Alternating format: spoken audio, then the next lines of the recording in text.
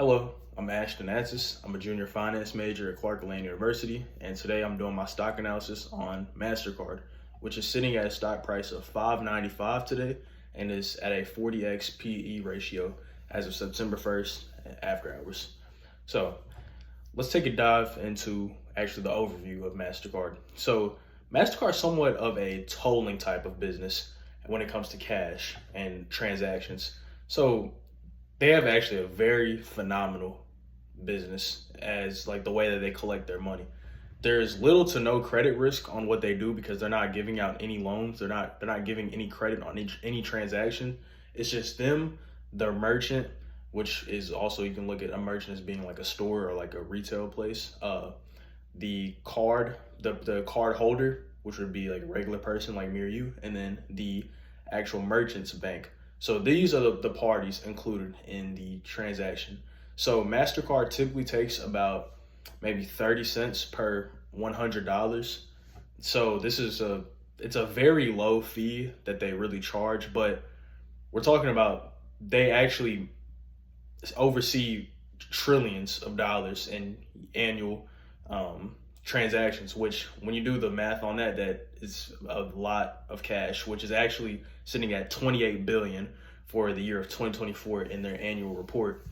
And how this compares to Amex, which is a competitor, well, MasterCard and Visa are actually the main two competitors, or they capture the largest amount of market share actually in this business. And the reason is because they have an open loophole. And the difference between this and like a business such as Amex or American Express is that MasterCard and Visa, they actually have an open loophole, which means that banks actually partner with them. So when you look at your credit card or debit card, it will say whatever bank you would bank with, and then as well say Visa or MasterCard on the bottom right. Mine's actually Visa, but I'm pitching MasterCard today.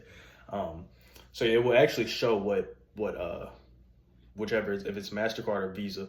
And so they have partnerships with different banks. So that's the first difference between Amex and MasterCard versus, or Amex, or that's the main difference between Visa and MasterCard, sorry, and Amex.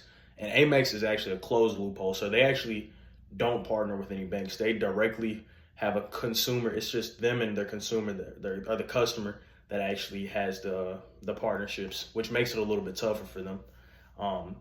And how they actually make their cash is, so that's one of the ways they make cash. And also another main cash driver is actually cross-border transaction fees. So when a consumer goes overseas or goes abroad, they charge an actual higher premium on that fee.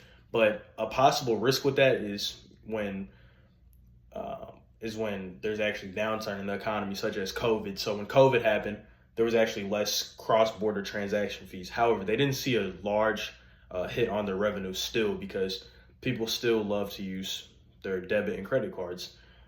We're in a very cashless type of society nowadays. So that's just a brief overview of MasterCard as a whole, just like the industry that they kind of play in. It's a very niche industry, with them and Visa actually playing kind of like a duopoly role in this kind of industry. I mean, you have Amex, you have Discover, but Visa and MasterCard just take up so much of the market share that it's really not too much competition. And it's actually so interesting as well, because one of their real strengths in this type of industry it's really uncomparable to any other kind of industry as well, is that the margins are just so high. I mean, there is no cost of goods sold on anything. I mean, they have just so much operating leverage. They come in with about 28 billion in revenue, and none of that gets hit by cost of revenue, because they're just the middleman. They're just like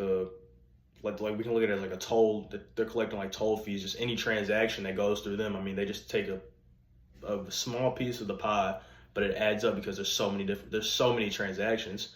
And yeah, they have no cost of goods sold. Now they do have just operating expenses as any other business would, such as administrative fees, as well as just to operate the business, such as selling and general and administrative, research and development, advertising. These are just normal type of expenses they have. But even still at that, for the year of 2024, they actually had a 45% net income margin, this is just very unheard of when it comes to really any kind of industry. I mean, their operating leverage is so high. The more revenue they get, it just goes straight down to the bottom line.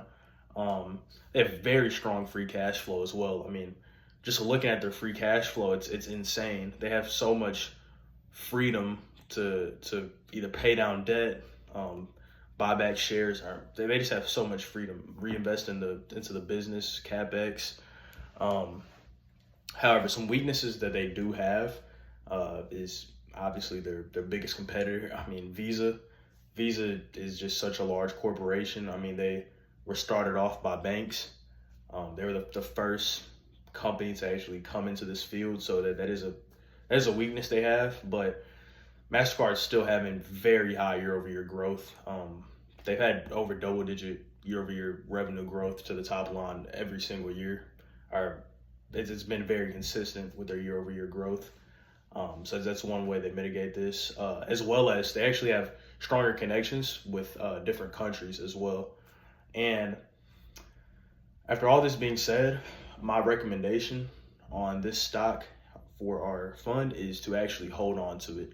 And the reason I say this is because of how strong the margins are, how much free cash flow they produce, the year-over-year growth, and just the business model in general. I mean, just looking at this, it's very uncomparable to any kind of other industry. So I see this as being just such a cash heavy industry, and they're one of the largest competitors. I mean, just them and Visa, Mastercard and Visa are the only, or well, not the only, but they take up just such a large percentage of the market share, and they have very high operating leverage. So I see this as being a hold.